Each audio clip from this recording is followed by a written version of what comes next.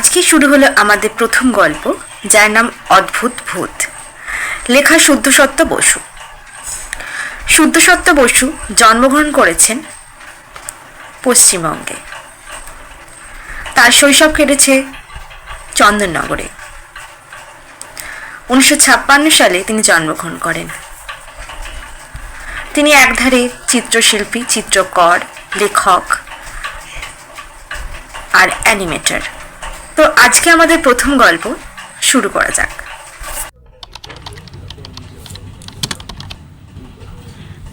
আমি তখন বেঙ্গল নাগপুর রেলে কাজ করি। সংক্ষেপে ওই রেলের নাম ছিল BNR। এখন সে নাম বদলে হয়েছে SER, অর্থাৎ সাউথ ইস্টার্ন রেলওয়ে।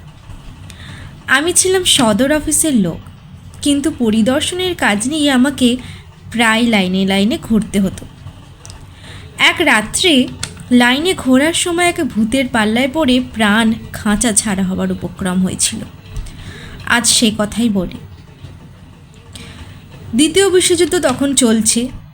একদিকে ফ্যাসিস্ট শক্তির মাথাচাড়া দিয়ে উঠেছে। হিটলার ইউরোপের অনেক দেশই জয় করে নিয়েছে। রাশিয়ার ওপর প্রচণ্ড হামলা চলছে। ইংরেজ শক্তি ফ্যাসিস্ট শক্তির বিরুদ্ধে যথাশক্তি লড়ছে।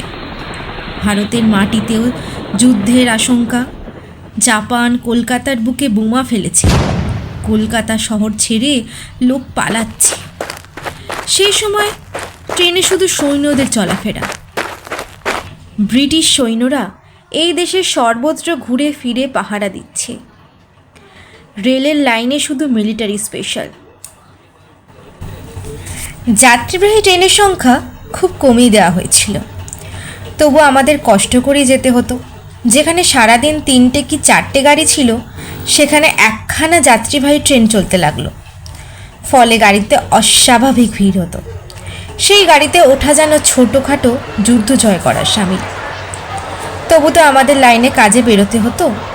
আমরা করতাম কি, ট্রায়াল বগিতে চেপে যাতায়াত করতাম। ট্রায়াল ভ্যান কি তা আগে বলেনি, নচেত এই বগির ভূত যে কী সাংঘাতিক ব্যাপার তা বোঝা যাবে না। রেলের কারখানা থেকে বগি তৈরি হওয়া মাত্রই সেই বগি যাত্রীদের গাড়িতে জুড়ে দেওয়া হয় না। আগে মেল ট্রেনের পেছনে, একেবারে শেষে ট্রায়াল ভ্যান লাগানো হয়। দরজা তালা বন্ধ থাকে, জানালাও বন্ধ থাকে। তাতে না থাকে আলোর ব্যবস্থা, না বিপদ সংকেতের চেন। বগিটা কেমন ছুটতে পারবে সেটা পরীক্ষার জন্য নতুন বগিকে মেলগাড়ির পেছনে লাগানো হয়। রেলের লোকেরা এই আলোহীন বগিতেই যাতায়াত করে থাকে। চাবি খোলা বা চাবি দেওয়া তাদের কাছে কোনো ব্যাপারই না। প্রত্যেক বড় স্টেশনেই ট্রেন পরীক্ষক থাকে, তাদের কাছে রেল কামরার চাবিও থাকে। এই ট্রায়াল ভ্যানের এক কামরাতেই জাঁতরেল এক ভূতের সঙ্গে একেবারে আমার দেখা হয়েছিল। সেই গল্পই বলছি। ভাবলে গা শিউরে ওঠে। যতই মুখে বলি না কেন ভূত নেই, তবু ভূতের সামনাসামনি যদি হওয়া যায়, ভয়ে হাত পা হিম হয়ে যায়। তখন প্রাণ নিয়ে টানাটানি, দম বন্ধ হয়ে যাবার মতো হয়। আমার তো সেই রকম অবস্থাই হয়েছিল। চক্রধরপুর থেকে বিলাসপুর যেতে হবে আমাকে। রাত্রি 11টায় চক্রধরপুর থেকে আপ বোম্বে মেল ছাড়ে। ভোরবেলায় পৌঁছায় বিলাসপুরে। যুদ্ধের সময় তখন ওই লাইনে একখানি মাত্র ভালো গাড়ি, সুতরাং অসম্ভব ভিড়। ওই ট্রেনের স্থানাভাবের জন্যে মাঝপথের কোনো স্টেশন থেকে টিকিট বিক্রি করা হতো না কোনো যাত্রীকে। সব স্টেশনেই এক কথা ঘোষণা করা হতো, ঠাঁই নেই, ঠাঁই নেই। আমাকে বিলাসপুরে যেতেই হবে, বিশেষ কাজে। রেলেরই কাজ, মালগাড়ি হোক মেলগাড়ি হোক। আমাদের কাছে যে কার্ড পাস থাকে তাতে কোনো বাধা নেই। এমনকি গার্ডের কামরাতেও যেতে পারি।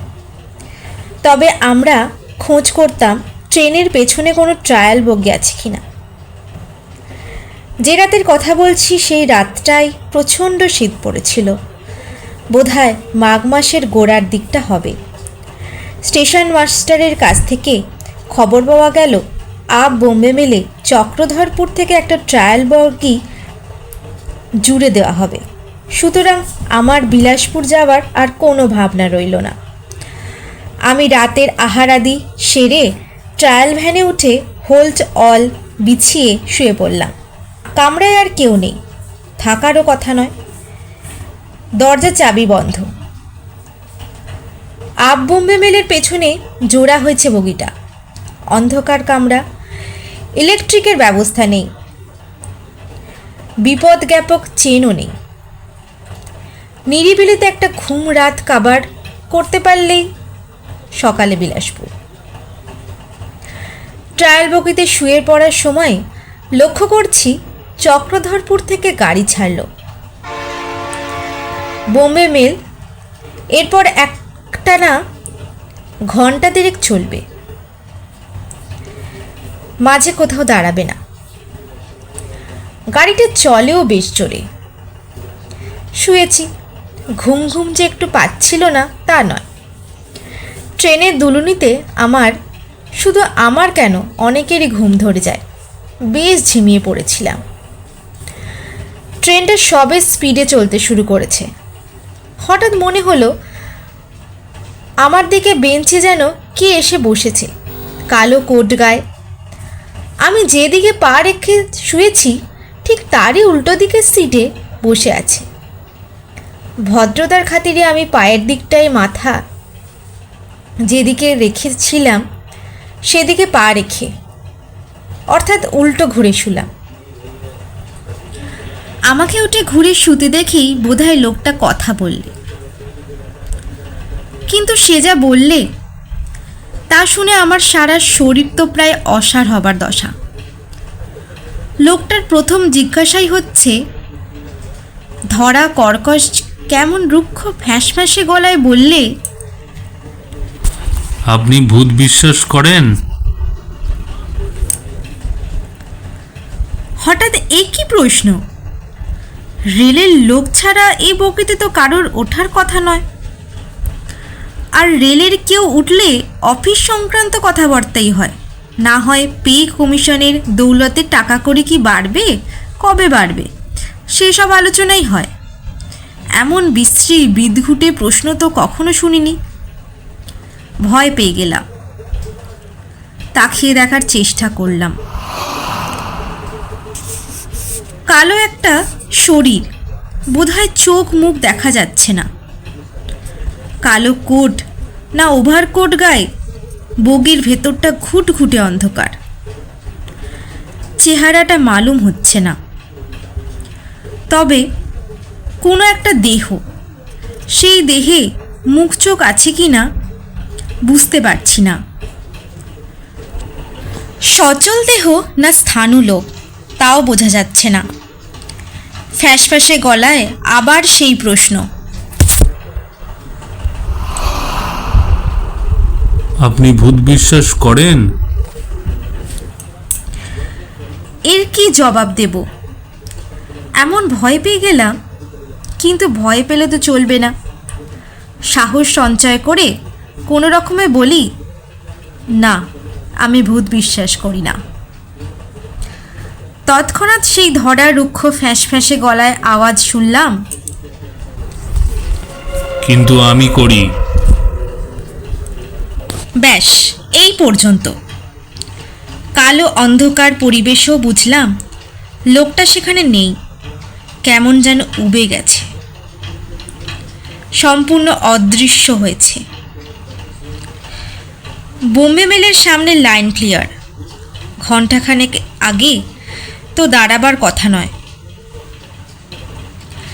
রেলের ঝিকঝিক ঝমঝম আওয়াজে আমার বুকের রক্ত হিম হয়ে গেল।